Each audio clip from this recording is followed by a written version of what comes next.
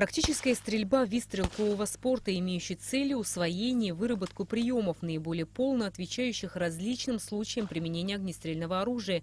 Имея боевое происхождение, этот вид спорта сильно видоизменился. Но и сегодня это наиболее прикладной вид практической стрельбы во многих специальных подразделениях. Соревнование на полигоне ЦСН состояло из нескольких отдельных упражнений, которые сотрудники силовых структур страны, представители погрануправления России в Абхазии, 7-я российская военная база проходили последовательно от одного к другому. Каждое упражнение включало в себя стрелковое задание, моделирующее потенциально возможную ситуацию использования огнестрельного оружия.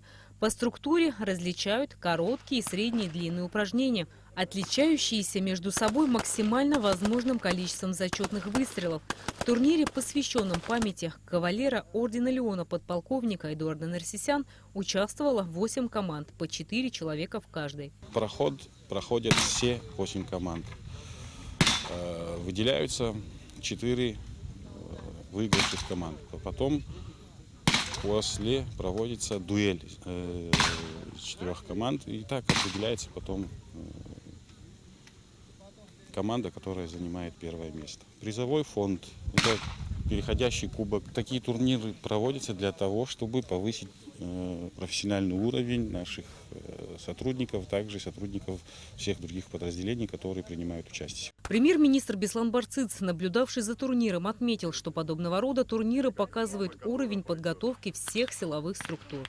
Знаете, этот турнир, который сегодня проходит, он имеет, наверное, 2 значения. Во-первых, конечно же, прежде всего, это уровень подготовки наших спецподразделений, представительных правоохранительных структур. А второй вопрос, и главный вопрос, это то, что турнир памяти Эдуарда Нерсисяна, офицера, который сложил свою голову за Абхазию. Он в спецоперации погиб, и то, что его боевые друзья, ребята из его подразделения учредили такой турнир, и эту идею поддержали и другие правоохранительные структуры.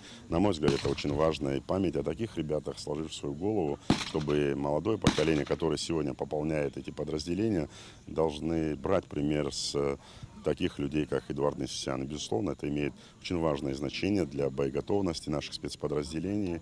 В этой связи всегда посильную помощь руководство страны будет оказывать этому мероприятию. ЦСН – боеспособные и подготовленные подразделения. С первого дня создания Центр выполняет все поставленные перед ним задачи. Премьер-министр Беслан Барцыц высоко отметил работу подразделений и заверил в государственной поддержке. Конкретно эту структуру возложены специфические задачи. Они ежедневно несут свою службу в непростых условиях. Очень серьезные задачи на них возложены, и они справляются с этим блестяще. Работа Центра специального назначения сопряжена с высоким риском для жизни. Бывает, что многие сотрудники видят свои семьи всего несколько раз в месяц, а то и реже. Нерс, так звали Эдуарда Нерсисяна друзья. В силовых структурах Абхазии он служил с 1998 года. Ответственный, серьезный в работе. Душа компании вне ее. Те, кто знали, дружили и служили вместе с Эдуардом, только с теплотой говорят о нем сегодня. Эдуард Нерсисян стоял у истоков формирования спецслужб республики. Практически всегда был в головном дозоре. За годы службы в ЦСН участвовал в ряде спецопераций. Среди них майские события 1998 года, спецоперация в Кадурском ущелье по вытеснению банды Гилаева в 2001 году. В 2008 году участвовал в Кадурской операции. В 2015 году во время проведения совместной с ФСБ России в Галском районе спецоперации по преследованию преступников в ходе перестрелки Эдуард Нерсисян был смертельно ранен. Вместе с ним тогда погиб начальник кинологической службы погрануправления ФСБ России в Абхазии 28-летний Андрей Удальцов. Эдуарду Нерсисяну было 37 лет. Я, когда пришел в подразделение, он уже был состоявшимся и заработавшим себе имя сотрудником, который в том числе и многим вещам меня обучал, то есть наряду с другими сотрудниками. Это был действительно человек с большой буквы, хороший специалист в своем деле, порядочный человек.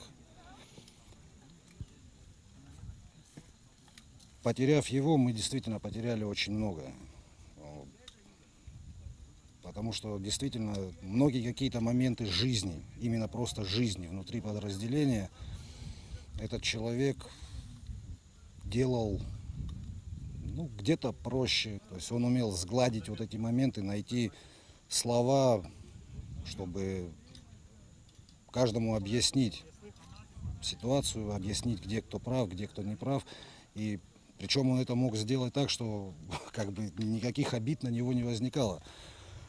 То есть это был на самом деле человек с большой буквы. И я уверен, что до тех пор, по крайней мере, пока хоть один человек в подразделении находится из тех, кто его знает, его имя останется вписанным в историю нашего подразделения.